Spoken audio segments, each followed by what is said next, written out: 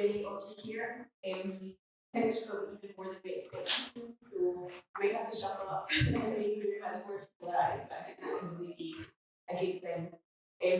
My name is Hanna McCulloch. I'm the National Coordinator for Local Action on Child Poverty and Improvement Service, and I facilitate the Child Poverty Peer Support network, which brings together those with zone child poverty within local government and boards and beyond. And I'm really delighted to be here today, and it's great to see such a buzz in the room, colleagues getting together and making new connections in a way that we don't really get the chance to do with our online meetings. And thanks so much as well for those of you who've travelled to be in Dundee today. And it was a considerable journey for a lot of you, and I really appreciate you taking the time to do that. And special thanks, of course, to all of our colleagues in Dundee, to Peter Allen and Jackie Close and Paul Davies and all the others that have done so much to make this event possible today. So as you know, today's network meeting not only brings together those people within local government that are working on tackling child poverty, we're also have invited today third sector colleagues, people with lived experience, who are generous enough to give their time today to share their reflections on how we build community engagement and community empowerment into the heart of everything that we do to tackle child poverty. And I'm sure having those voices in the room will give us a renewed energy and a renewed focus, as well as that additional much valued expertise. I've been in this role as National Coordinator for almost 7 years now, and I have found that those people working within authorities to tackle child poverty are extremely committed, extremely passionate, extremely effective in their work. They're also extremely busy.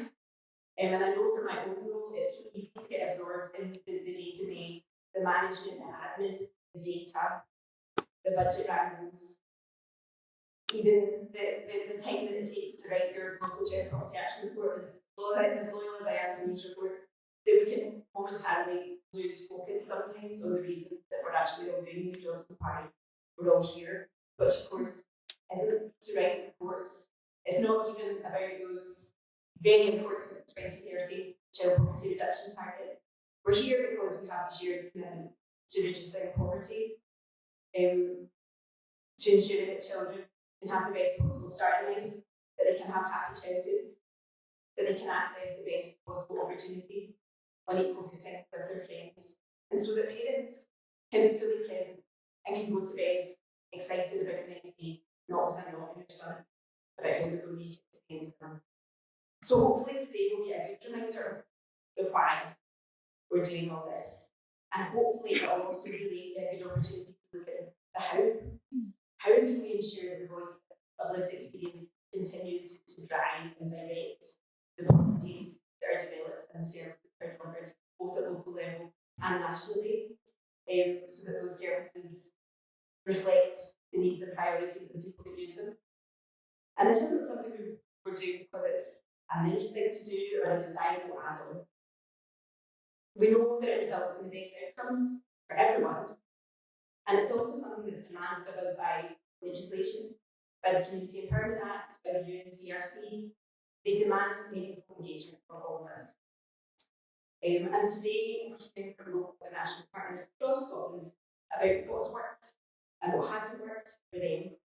And this morning we'll be lucky enough to hear from Dundee, so that includes the Community Planning Partnership, Faith in the Community, the Fighting for Fairness Commission, the Joseph Brown Street Foundation, and What Matters to You, Dundee. And so I think that'll give us a really good sort of 360 view of what's happened in Dundee and what's worked and not worked. And you'll then have an opportunity to talk at your tables and share your own approaches to meaningful engagement and what's worked and what hasn't.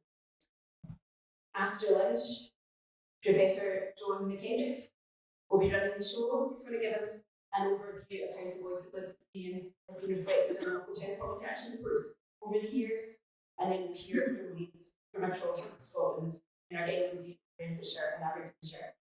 And then you'll have an opportunity again to discuss the barriers that you experience locally in trying to engage people in a meaningful way.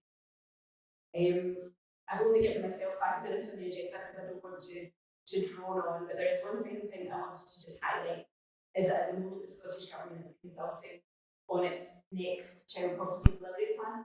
So that's its strategy that will run from next year until 2030, when it has these ambitious targets to reduce child poverty to meet. So I hope they will be looking for big ideas, and I think today's an opportunity to discuss what those ideas should look like, and make sure you record that in any way you're comfortable with. So write it down on a post-it, make sure your facilitator captures it, or come to me and I'll write it in an email to the Scottish Government. They have asked today that we try to gather your thoughts and ideas around that consultation. Okay.